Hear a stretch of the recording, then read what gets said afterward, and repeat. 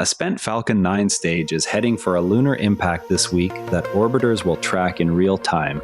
This is Fascinating Frontiers, episode 150. Updated impact coordinates place the roughly 3-ton stage at 93 degrees west, 20 degrees north. NASA and South Korean orbiters will record the flash, crater, and ejecta in real time. Pre-impact imaging allows immediate comparison of regolith properties. The stage will strike at several kilometers per second. Scientists will study how much ejecta reaches escape velocity during the controlled experiment. Now, shifting focus to deeper cosmic questions. The James Webb Space Telescope continues to deliver data that challenges prior models of how galaxies formed in the first few 100 million years after the Big Bang. Observations reveal unexpectedly bright and massive systems at high redshift, forcing revisions to timelines for star formation and black hole growth. These findings come from deep field exposures that capture light emitted when the universe was less than 500 million years old. Astronomers are now cross-checking the results against simulations to understand whether current theories of hierarchical merging need adjustment. Follow-up spectroscopy campaigns are planned to confirm distances and compositions. While one spent rocket stage offers a quick lunar science opportunity, another NASA observatory is forcing slower, deeper revisions to how we think galaxies formed. High-contrast coronagraphic images from JWST reveal a clear warp in the disk surrounding the young star TW Hydrae. The distortion appears in the inner regions where planets are thought to form. Published results show the warp's geometry and suggest possible causes such as an unseen companion or recent dynamical interaction. The nearby system allows detailed study of disk evolution at scales comparable to our own solar system's early stages. A protoplanetary disk around a young star like TW Hydrae can stretch more than 100 times the Earth-Sun distance yet still show a distinct bend within the inner few dozen astronomical units. Picture a vast spinning plate of gas and dust the width of a major city's metropolitan area. Now tilt just the central dinner plate-sized region by several degrees. That tilt can arise when an unseen planet or stellar companion gravitationally tugs one section of the disk out of alignment with the rest. JWST's recent coronagraphic images captured exactly this geometry around TW Hydrae, revealing the warp through scattered starlight at near-infrared wavelengths.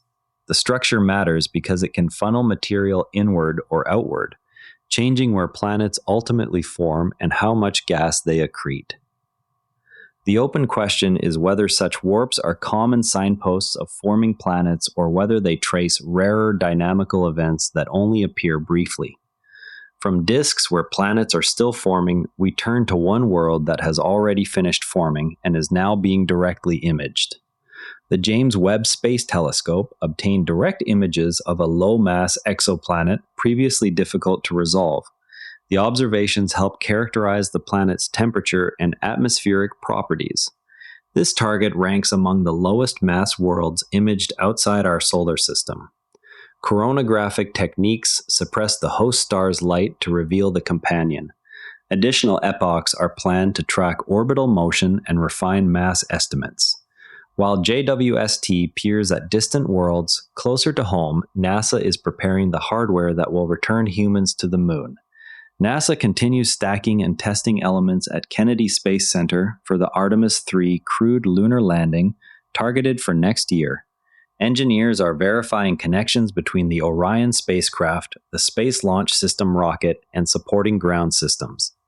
Recent milestones include completion of electrical interface checks and thermal protection inspections.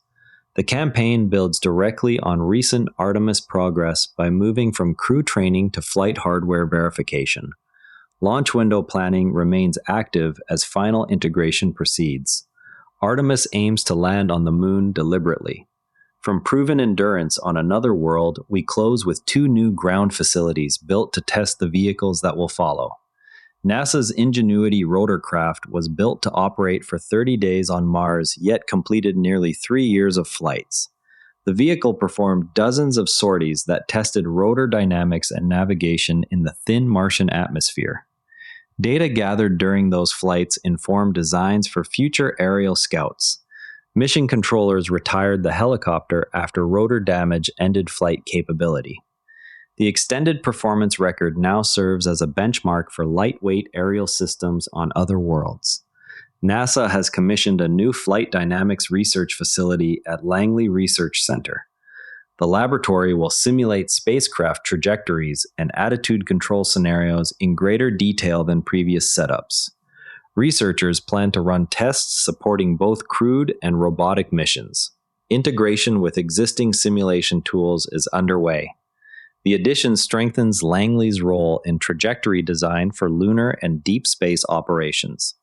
The new facility at NASA's Langley Research Center provides expanded testing capacity for high-speed vehicles and re-entry systems. Construction marks the first edition of this scale since the 1980s. Engineers will use the tunnel to validate aerodynamic models for future spacecraft and hypersonic concepts. Calibration and initial test articles are already scheduled. The capability directly supports ongoing Artemis and commercial crew vehicle development. The Vera C. Rubin Observatory produced an exceptionally deep exposure of the cosmos field and surrounding sky. The image reveals thousands of distant galaxies and faint structures across a wide area. Data from this field will feed into studies of galaxy evolution and dark matter distribution. Early processing shows the telescope's ability to reach faint magnitudes quickly.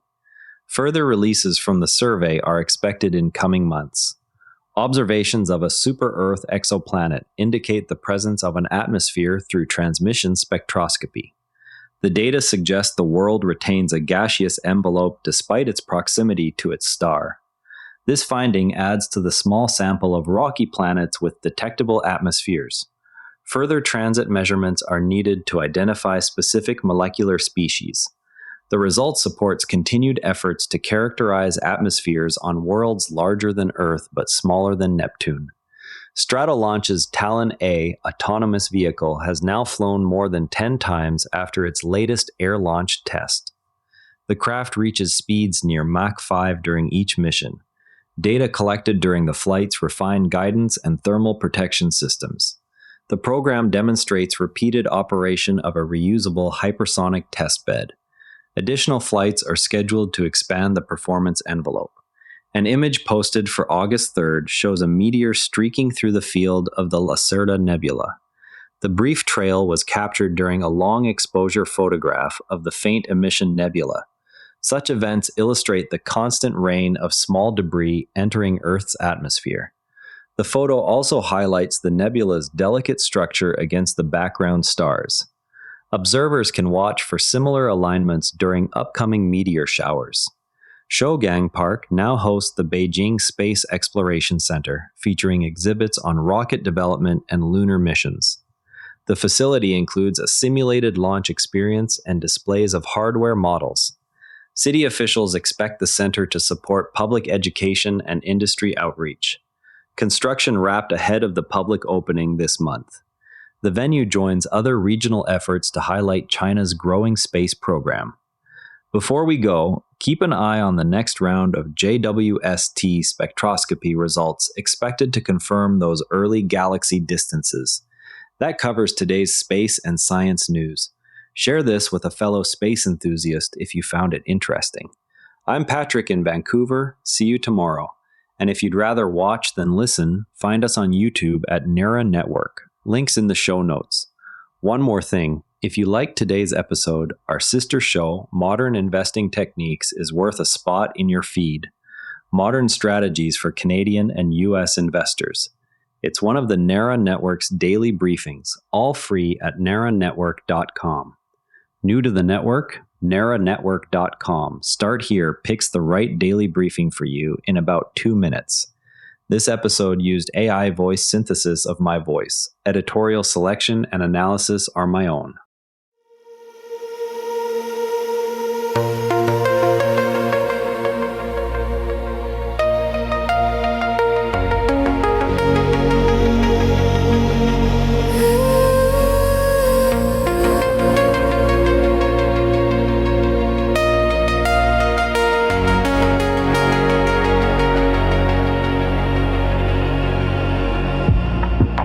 drifting softly through